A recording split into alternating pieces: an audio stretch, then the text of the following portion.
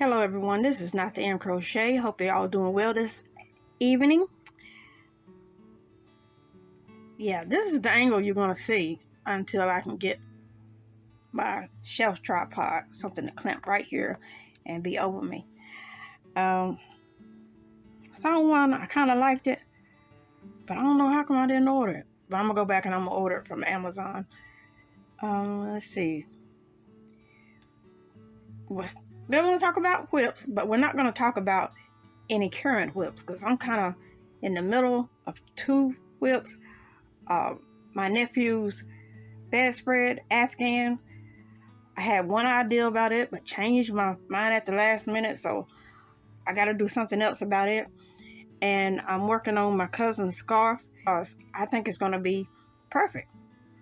It's going to turn out perfect. You know, things always work out for the good.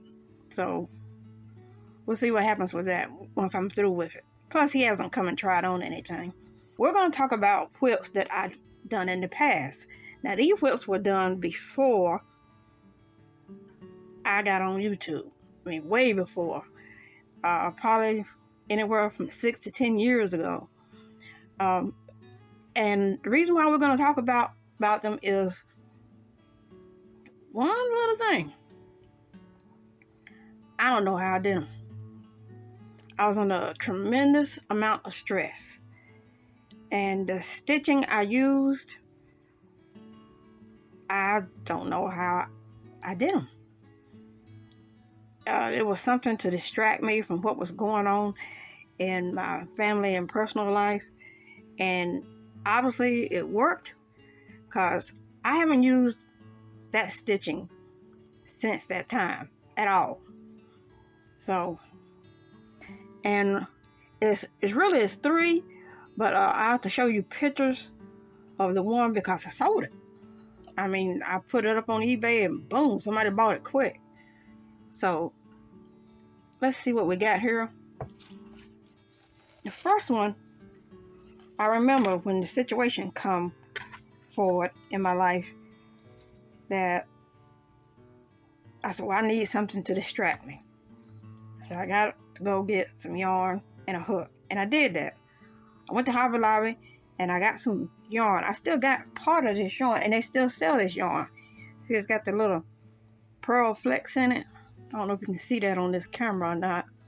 Let me tilt it more up. Maybe you can.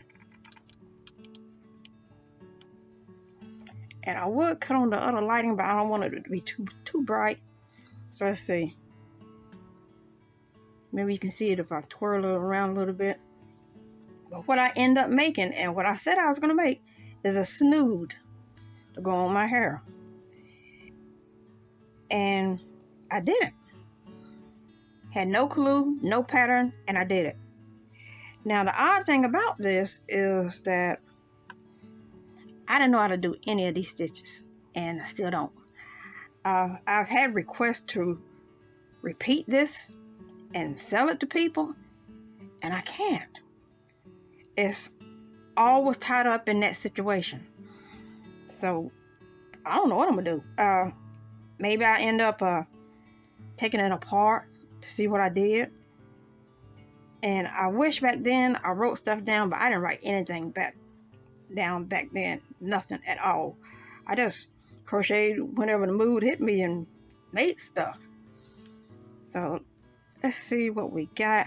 If I look at it from this end, I kind of remember there being 8 in there. 8 chains. Let's see. And I mean, I didn't use stitch markers or anything. I didn't even have a stitch marker back then. And I don't know how many rows I did. And the trellis stitch, I think part of it floats because I knew it had to be adjustable. Yeah, it does. It moves.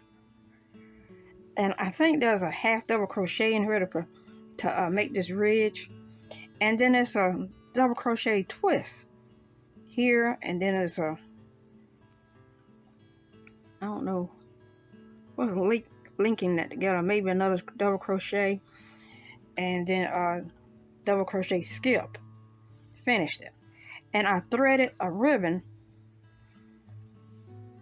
through this. And I remember thinking, well, I gotta have somewhere to put a ribbon in so I can tie it up tight on my hair. And that's it. Oh, and here's another.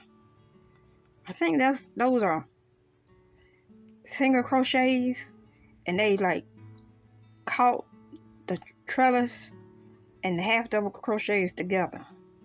So I've never used those techniques. I mean, before then or after then. I might have seen them, but I've never used them. So I don't know how I did it.